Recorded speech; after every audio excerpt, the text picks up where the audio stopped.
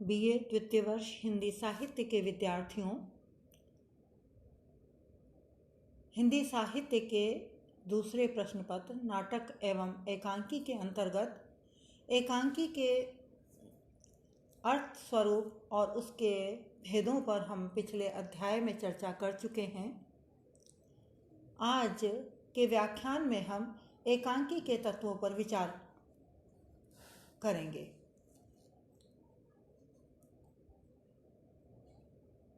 एकांकी के महत्वपूर्ण तत्वों में कथा वस्तु, कथोपकथन, पात्र, चरित्र चित्रण, उन भाषा शैली, उद्देश्य, संकलन त्रय, अभिनेता और अंतर्द्वंद प्रमुख हैं।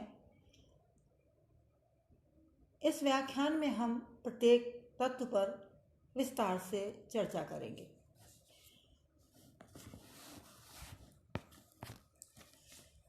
एकांकी का पहला और महत्वपूर्ण तत्व है कथा वस्तु। यह एकांकी की रचना प्रक्रिया का मूल आधार है और इसी के माध्यम से चरित्रों की सृष्टि और विकास होता है। एकांकीकार इतिहास, राजनीति, धर्म और समाज आदि क्षेत्रों से अपनी एकांकी के लिए कथा वस्तु का चयन करता है और उसके बाद वह एकांकी की रचना करता है।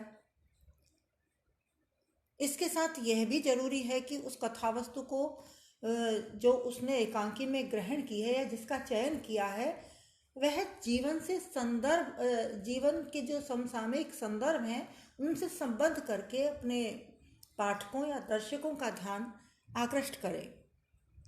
साथ ही उसको चाहिए कि वह उसमें यथासंभव कल्पना का भी प्रयोग करे। कथानक की महत्वपूर्ण विशेषता यह होती है कि कथानक सुगठित होना चाहिए, साथ ही साथ प्रारंभ से ही उसमें जिज्ञासा और कौतूहल का होना आवश्यक है, ताकि जो पाठक है या दर्शक है एकांकी का, वह उसकी रुचि प्रारंभ से लेकर के अंत तक उसकी कथा में बनी रहे। इसलिए इस कथानक में रोचकता आदि गुण होना जरूरी है। कथा वस्तु के पड़ाव की दृष्टि से भी 5 भेद होते हैं। प्रारंभ, कथा वस्तु का प्रारंभिक शुरुआती हिस्सा, उसे प्रारंभ कहेंगे। उसमें नाटकीयता भी होनी चाहिए, उसमें द्वंद्व भी होना चाहिए और फिर उसकी चरम सीमा और परिणति। दूसरा महत्वपूर्ण तत्व है कथोपकथन। एकांकीकार इसी के माध्यम से चरित्रों का विकास और कथा वस्तु का प्रसार करता है। कथोपकथन का अभिप्राय है संवाद, बातचीत। आपस में जब पात्र एक दूसरे से चर्चा करते हैं, वार्तालाप करते हैं, उसी को कथोपकथन कहते हैं। और इसकी सफलता इस बात पर होती है कि कथोपकथन ज़्यादा से ज़्यादा कथोपकथन संक्षिप्त होने चाहिए। अगर लंबे संवाद होंगे तो उनमें उबाऊपन आ जाएगा। तो इसलिए एकांकीकार को यह प्रयास करना चाहिए कि वह अपनी एकांकी में जिन संवादों की योजना करे वह संक्षिप्त हो और पात्रों के भावों को, उनके विचारों को अभिव्यक्त करने में पूरी तरह से सक्षम हो। उनमें रोचकता भी होनी चाहिए और स्वाभाविकता भी होनी चाहिए। संवाद पात्रों के अनुसार और प्रसंग के अनुकूल भी होने चाहिए। यदि पात्र और प्रसंगों और पात्रों के अनुकूल नहीं होंगे तो उनमें उबाऊपन आ जाएगा। उनमें गतिशीलता होनी चाहिए और संवादों के माध्यम से एकांकीकार को चाहिए कि वह पात्रों के अंतः संघर्ष, उनके पारस्परिक संघर्ष की अभिव्यक्ति करे। कहने का अभिप्राय है कि अंतः संघर्ष को अभिव्यक्त करने में भी संवाद सक्षम होने चाहिए और इसके साथ ही साथ संवादों को एकांकीकार के उद्देश्य को अभिव्यक्त करने वाला भी होना चाहिए। संवादों के माध्यम से एकांकी की मूल संवेदना प्रकट होती है और यह भाषा को जीवंतता भी प्रदान करते हैं। इसलिए एकांकी में कथोपकथन या संवादों का भी एक महत्वपूर्ण स्थान होता है। पात्र और उनका चरित्र चित्रण भी एकांकी की एक अन्य महत्वपूर्ण विशेषता है। एकांकी में एकांकीकार अपनी कथानक को मूर्त रूप देने के लिए अनेक पात्रों का सृजन करता है और वह इन्हीं पात्रों के माध्यम से अपने विचारों, अपने भावों या अपने संदेश की अभिव्यक्ति करता है। साथ ही साथ एकांकीकार पात्रों के माध्यम से ही कथा को विकसित करते हैं, कथा को गति प्रदान करते हैं। पात्र योजना करते समय एकांकीकार के लिए यह आवश्यक है कि वह ऐसे पात्रों को चुने जिनका संबंध सामान्य जनजीवन से हो। यदि पात्रों का संबंध सामान्य जनजीवन से होगा तो पाठक और दर्शक को वह पात्र अधिक आकर्षित कर पाएंगे या दर्शक और पाठक उनके साथ अधिक तादाद में स्थापित कर सकता है। साथ ही जिनका अपना स्वतंत्र और निजी व्यक्तित्व भी हो। पात्रों का व्यक्ति बोध कथा वस्तु को विकास प्रदान करता है। पात्र जितने अधिक क्रियाशील होंगे, एकांकी उतना ही सफल होगा। इसलिए पात्रों और उनके चरित्र चित्रण करने में एकांकीकार को बड़ी सजगता से काम लेना चाहिए, सतर्कता से काम लेना चाहिए। जिन एकांकी में पात्रों की संख्या सीमित होती है वह एकांकी सफल माना जाता है, क्योंकि एकांकी एक लघु नाट्य विधा है। इसलिए उसमें यदि पात्रों की भीड़ इकट्ठी हो जाएगी तो एकांकी अपने उद्देश्य में सफल नहीं होगा। कम समय में, कम विस्तार में वह चीज़ों को समेट नहीं पाएगा। इसलिए उसकी पात्रों की संख्या सीमित होनी चाहिए। एकांकी का जो प्रमुख पात्र होता है उसे नायक कहा जाता है और उसके चरित्र को श्रेष्ठता प्रदान करना एकांकी में जो अन्य पात्र सृजित किए जाते हैं उनका धर्म होता है। कहने का अभिप्राय यह है कि जो प्रमुख पात्र है वह नायक होता है और जो अन्य पात्र होते हैं वे चरित्र नायक के चरित्र को विकास प्रदान करते हैं। जहाँ तक अन्य तत्व भाषा शैली का संबंध है, एकांकी में अभिव्यक्ति के लिए अनेक प्रकारों का सहारा लिया जाता है और उसमें भाषा शैली का अपना महत्वपूर्ण स्थान है। एकांकी रंगमंच पर खेलने के लिए लिखे जाते हैं, अतः उनकी भाषा ऐसी होनी चाहिए कि दर्शक उनको सहजता से समझ सके या जो भाव, जो संदेश, जो विचार एकांकी के माध्यम से या जो उद्देश्य एकांकी के माध्यम से रचनाकार समाज के सामने लाना चाहता है तो वो उसको आसानी से समझ सकें और आसानी से तभी समझेंगे जब एकांकी की भाषा बोधगम्य होगी। इसलिए भाषा का सरल और बोधगम्य होना आवश्यक है ताकि वह विचारों को ठीक प्रकार से संप्रेषित कर सके। भाषा पात्र एवं परिवेश के अनुकूल होनी चाहिए और जो पात्र एकांकी में सृजित किए गए हैं उनके व्यक्तित्व के अनुरूप ही भाषा का प्रयोग किया जाना चाहिए।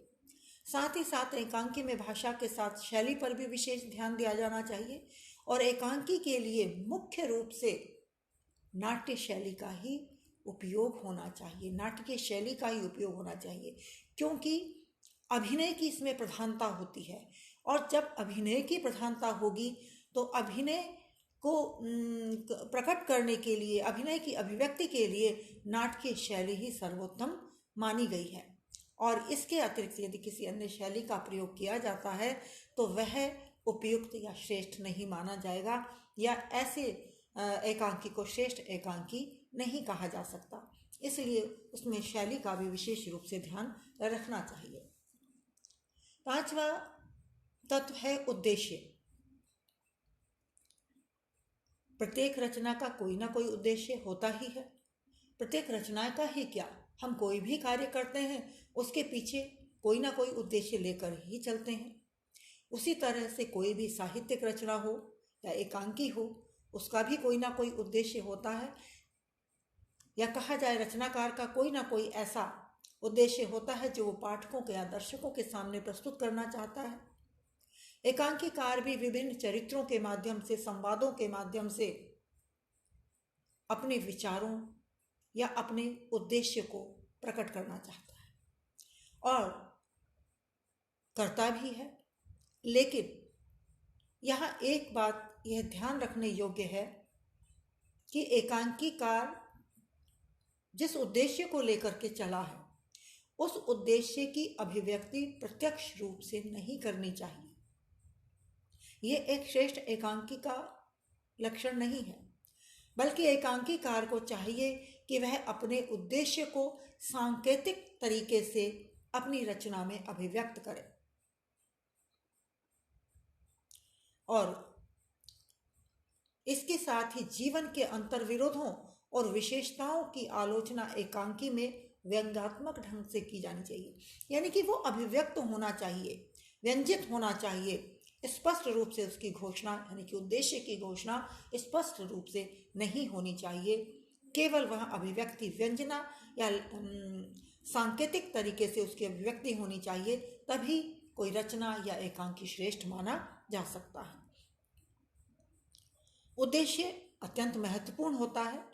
उद्देश्य पर ही निर्भर करता है कि उद्देश्य कितना महान है। जितना महान उद्देश्य होगा, जितना बड़ा उद्देश्य होगा, वह रचना या वह एकांकी पाठकों या दर्शकों की स्मृति में उतना ही दीर्घजीवी होगा, यानी लंबे समय तक लोग उसको याद रखेंगे।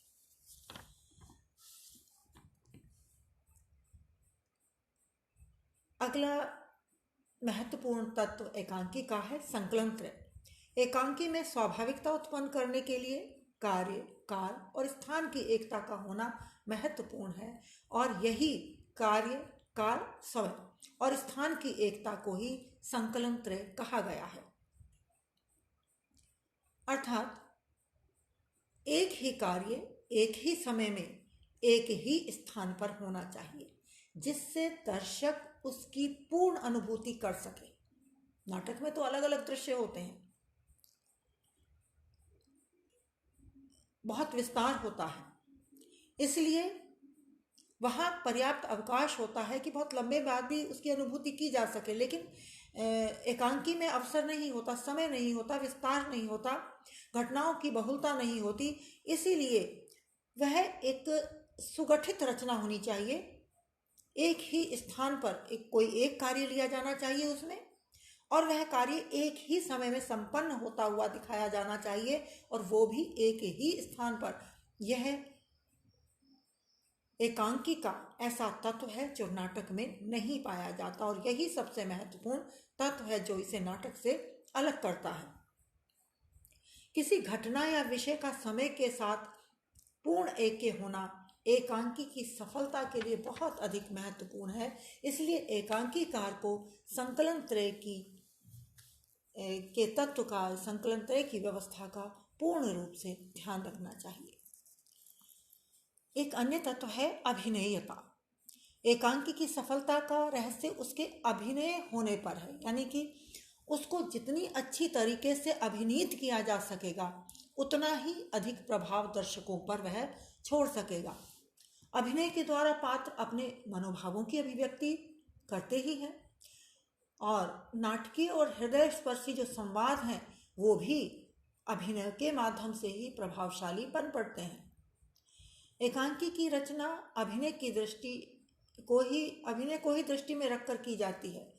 यानी कि जब एकांकीकार एकांकी की रचना करता है तो यह प्रमुख रूप से उसकी दृष्टि में होता है कि इस रचना को अभिनीत कैसे किया जाए, या अभिनय के दौरान इसमें कौन कौन से ऐसे गुण रखे जाएं जिससे कि रचना प्रभावशाली हो सके। तो अभिनय के द्वारा ही वह रचना प्रभावशाली मानी जाएगी। यदि एकांकी में अभिनेता का गुण नहीं होगा तो वह प्रभावशाली नहीं होगी, या दर्शकों और पाठकों पर अपना प्रभाव नहीं छोड़ सकती। इसीलिए विषय भी ऐसा चुना जाता है जिससे अभिनयशील संवादों की योजना की जा सके। जब हम एकांकी का विषय चुनते हैं तो ये जरूर ध्यान में रखते हैं कि ये जो विषय हमने चुना है तो उस विषय को रंगमंच पर या मंच पर अभिनीत किया जा सकता है या नहीं, और संवाद भी ऐसे होते हैं ताकि उसकी अभिनेयता में वृद्धि की जा सके। रंग निर्देशों की सहायता से नाटक के उद्देश्य और उसकी रंगमंची आवश्यकताओं को मूर्त रूप दिया जाता है, क्योंकि रंग निर्देश अभिनय में सहायता प्रदान करते हैं। पात्रों की वेशभूषा, उनके हाव भाव, अंग संचालन आदि अभिनय को प्रभावशाली बनाते हैं। सभी एकांकी की सफलता के लिए उसका अभिनय होना बहुत आवश्यक है। रंगमंच की साज सज्जा, रंगमंच के संकेतों आदि सब का अपना विशेष महत्व है। इसीलिए एकांकी में ये भी एक महत्वपूर्ण और विशिष्ट गुण होता है। इसलिए एकांकीकार को उसके मंचित, उसके अभिनयता पर विशेष रूप से ध्यान देना चाहिए। अंतिम और 8वां तत्व है अंतर्द्वंद। अंतर्द्वंद या अंतः संघर्ष। ये अंतर संघर्ष है क्या? जब मानव हृदय में दो परस्पर जो विरोधी भाव उत्पन्न होते हैं और मनुष्य इस मनः स्थिति में पड़ जाता है कि कौन सा भाव कब अभिव्यक्त करना है या कौन सा भाव श्रेष्ठ है, किसको अभिव्यक्त किया जाए, किसको दबाया जाए, तो यह उसके अंतः संघर्ष की स्थिति होती है। एकांकी में इस अंतः संघर्ष का विशेष महत्व है। जब एकांकी के पात्र किसी विषय अथवा समस्या को लेकर के उसके विभिन्न पक्षों पर, किसी विषय या समस्या के विभिन्न पक्षों पर विचार विमर्श करते हैं, विवाद करते हैं, तो उनकी जो मनः स्थिति है, आंतरिक स्थिति है, वह संघर्षपूर्ण हो जाती है। पात्रों की इस मनः स्थिति का सूक्ष्म विश्लेषण एकांकी का प्राण होता है। यानी कि पात्रों की जो मनः स्थिति है, किसी समस्या या किसी विषय को लेकर के जो उसके अंदर द्वंद्व चल रहा होता है, उसका सूक्ष्मता से विश्लेषण एकांकी में किया जाना आवश्यक होता है। और यदि यह विश्लेषण किया जाता है तो यह एक सफल एकांकी की रचना का आधार बनता है। यदि उसमें ये मनः संघर्ष की या आंतरिक संघर्ष की स्थिति नहीं होती तो एकांकी उतना श्रेष्ठ नहीं बन पाता, क्योंकि यही वह माध्यम है जिसके द्वारा एकांकीकार पात्रों का मनोवैज्ञानिक चित्रण करता है। इससे पात्रों की मनोवैज्ञानिक स्थितियों का पता चलता है, उसके आंतरिक संघर्ष, आंतरिक पीड़ा या वैचारिक उठापटक का पता चलता है। तो इसलिए एकांकीकार को इस ओर ध्यान तो देना ही चाहिए, एक विशेष सावधानी भी बरतनी चाहिए कि वह पात्रों के अंतर्द्वंद, उनके मानसिक संघर्ष, उनके अंतर चलने वाले संघर्ष को सूक्ष्म विश्लेषण के साथ अपनी रचना में प्रस्तुत कर सके। धन्यवाद।